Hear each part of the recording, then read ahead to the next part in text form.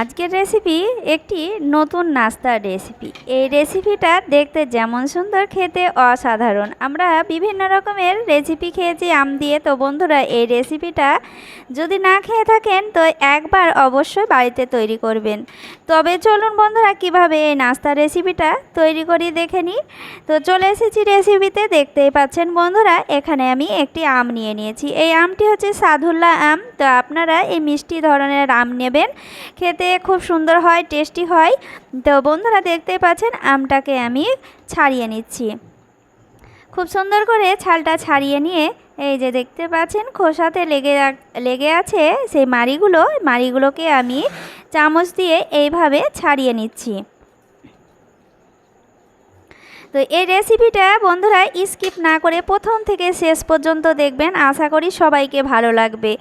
আর বন্ধুরা, প্রথম থেকে শেষ পর্যন্ত দেখার অনুরোধ রইল। আর সকল বন্ধুদেরকে বলছি যে প্রথম থেকে শেষ পর্যন্ত দেখেই আপনারা কমেন্ট করবেন। আর আমিও আপনাদের প্রথম থেকে শেষ পর্যন্ত দেখেই কমেন্ট করি। আর কমেন্ট যদি প্রথমেই কমেন্ট করেন তো প্রথম থেকে শেষ পর্যন্ত দেখেই রেসিপিটা দেখেই শেষ করবেন। তো বন্ধুরা, এই যে দেখতেই পাচ্ছেন আমটা খুব সুন্দরভাবে আমি ছাড়িয়ে নিয়েছি। এই যে দেখতেই পাচ্ছেন আঁটিটাকেও আমি খুব ভালো করে মাড়িটাকে আমি ছাড়িয়ে নিলাম। এই যে দেখতেই পাচ্ছেন। এরপরে আমি এটাকে সাইডে রেখে দেব। এই রেসিপিটা দুর্দান্ত হয় খেতে। তো বন্ধুরা, দেখতেই পাচ্ছেন এখানে আমি নিয়ে নিয়েছি সুজি। এখানে 50 গ্রাম সুজি নিয়েছি, আপনারা কম বেশি করে নিতে পারেন। আর এখানে নিয়েছি কিশমিশ আর চীনাবাদাম। আর এখানে নেব আমি 1 চামচ মতো সাবুটাকে আমি হালকা ভেজে নিয়েছি, নিয়ে হালকা গুঁড়ো করে নিয়েছি, বেশি একেবারে গোটা নয়। আর দেখতেই পাচ্ছেন এরপরে চলে যাব আমি রান্নায়। তো এখানে আমি কড়াই চাপিয়ে দিয়েছি আর দিয়ে দিচ্ছি 1 চামচ মতো ঘি দিলে ফ্লেভারটা খুব সুন্দর আসে। তো ঘি দিয়েই অবশ্যই করবেন। আর ঘি না থাকলে সাদা তেল দিয়েও তৈরি করে নিতে পারেন। তো ঘি দিয়ে খেতে খুব সুন্দর হয়। তো ঘিটাকে একটু হালকা করে নাড়াচাড়া করে নিয়ে আমি এখানে দিয়ে দেব সেই চীনাবাদামটাকে আমি খুব ভালো করে ছোট ছোট করে কেটে নিয়েছি, আর কিশমিশ, এই দুটোকে আমি খুব ভালো করে ভেজে নেব। তো দেখুন বন্ধুরা, আমি কিভাবে এই রেসিপিটা তৈরি করছি আপনারা প্রথম থেকে শেষ পর্যন্ত দেখলে বুঝতে পারবেন। এই রেসিপিটা খুব সুন্দর হয় খেতে। এই যে দেখতে পাচ্ছেন আমি এবার নাড়াচাড়া করে নিচ্ছি। এটাকে খুব ভালো করে ভেজে নিতে হবে, হালকা আঁচে ভেজে নিতে হবে। বেশি আঁচে ভাজলে পুড়ে যাবে তাড়াতাড়ি, আর খেতেও ভালো লাগবে না। আর দেখতেই পাচ্ছেন আমি খুব ভালো করে ভেজে নিচ্ছি। তো বন্ধুরা, দেখতেই পাচ্ছেন এইভাবেই আমি ভেজে নেব। তো বাদামটা আর কিশমিশটা ভাজা হয়ে গিয়েছে। এরপরে আমি দিয়ে দেব সুজিটাকেও দিয়ে দিচ্ছি। সুজিটা দিয়ে আমি আবারও খুব ভালো করে আমি নাড়াচাড়া করে ভেজে নেব, হালকা আঁচে ভেজে নিতে হবে।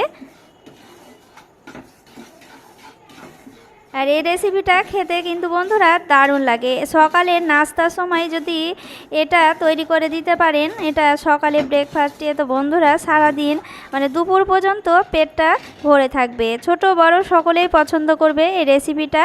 তো বন্ধুরা, দেখতেই পাচ্ছেন কিছুক্ষণ নাড়াচাড়া করে নেওয়ার পর যেই আমি নিয়েছিলাম সাবুদানাটা ভেঙে রেখেছিলাম, সেই সাবুদানাটাও দিয়ে দিলাম, দিয়ে আমি আবারও নাড়াচাড়া করে নিচ্ছি। খুব সুন্দর করে নাড়াচাড়া করে নেওয়ার পর এই যে দেখতে পাচ্ছেন এটা আমি ভেজে নিয়েছি। তারপরে আমি দিয়ে দিচ্ছি সেই আমের পাল্পগুলো আমি দিয়ে দিচ্ছি। অর্ধেকটা এখন দিচ্ছি আমি। নাড়াচাড়া করে নেওয়ার পর আমি আবারও পুরোটাই দিয়ে দেব। আর আম দিয়ে আমরা বিভিন্ন রকমের রেসিপি খেয়েছি। তো বন্ধুরা, এই রেসিপিটা একবার বাড়িতে অবশ্যই তৈরি করবেন, খেতে হয় দুর্দান্ত। আর আমার চ্যানেলে বন্ধুরা নতুন বন্ধু আজকে যদি প্রথম হয়ে থাকেন, এখনও পর্যন্ত সাবস্ক্রাইব করেননি, তো বন্ধুরা অবশ্যই সাবস্ক্রাইব করে পাশে থাকেন। আর পাশে যদি আমার থাকেন অবশ্যই আমিও আপনাদের পাশে থাকব। আর আমার যে সকল বন্ধুরা পাশে আছেন তাদেরকে অসংখ্য অসংখ্য ধন্যবাদ জানাই। এই যে দেখতেই পাচ্ছেন নাড়াচাড়া করে নেওয়ার পর আমি যেই বাকিটুকু রাখা ছিল আমের পাল্পটা আমি সেইটুকু দিয়ে দিলাম। এরপরে আমি এখানে দিয়ে দেব স্বাদ মতো চিনি। চিনিটা আপনারা মিষ্টি অনুযায়ী দিয়ে দেবেন, আপনারা যেমন পছন্দ করবেন সেইভাবে দিয়ে দেবেন। আর 1 চিমটি দিয়ে দিচ্ছি লবণ। আর মিষ্টি যে কোনো মিষ্টিতে আপনারা লবণ দিলে মানে খেতে ভালো লাগে, স্বাদটা অনেকটাই সুন্দর লাগে খেতে। তো বন্ধুরা দেখতেই পাচ্ছেন এগুলোকে দিয়ে দিলাম। তারপরে আমি খুব ভালো করে এটাকে নাড়াচাড়া করে নেব, হালকা ঝরঝরে করে নেব। তো বন্ধুরা দেখতে পাচ্ছেন আর এই পর্যায়ে যদি হাতের কাছে থাকে গুঁড়ো দুধ তাহলে দিয়ে দেবেন, খেতে দুর্দান্ত লাগবে। তো বন্ধুরা দেখতেই পাচ্ছেন আমি এইভাবে নাড়াচাড়া করে নিচ্ছি। এটা যখন হালকা শুকনো শুকনো হয়ে আসবে আর কড়াই থেকে ছেড়ে যাবে তখনই বুঝতে হবে যে এটা তৈরি হয়ে গিয়েছে। তো দেখুন বন্ধুরা আস্তে আস্তে হালকা করে যে দেখতেই পাচ্ছেন কড়াই থেকে ছেড়ে আসছে। তো এইভাবে আমি কিছুক্ষণ এইভাবে নাড়াচাড়া করে নেব আর হালকা আঁচে এটাকে রান্না করে নিতে হবে। তো এইভাবে আমি আরও কিছুক্ষণ নাড়াচাড়া করে নামিয়ে নিচ্ছি। তো বন্ধুরা দেখতেই পাচ্ছেন আমি নামিয়ে নিয়েছি আর একটি প্লেটে তুলে নিয়েছি। আর এখানে দেখতেই পাচ্ছেন একটি কাচের বাটি নিয়েছি আর বাটিতে আমি হালকা করে ঘি লাগিয়ে নিচ্ছি, খুব সুন্দরভাবে উঠে যাবে। আর এই যে দেখতেই পাচ্ছেন এইভাবে আমি বাটিতে নিয়ে হালকা করে চামচ দিয়ে চাপ দিয়ে এইভাবে আমি দিয়ে দিচ্ছি।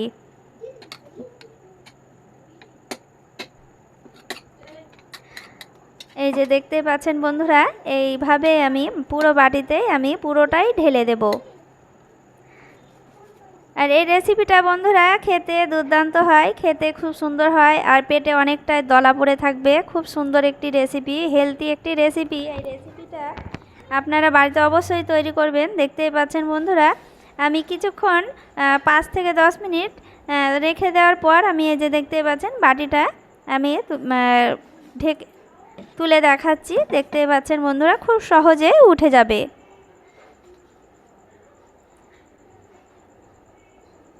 এই যে দেখতেই পাচ্ছেন খুব সহজেই উঠে যায়।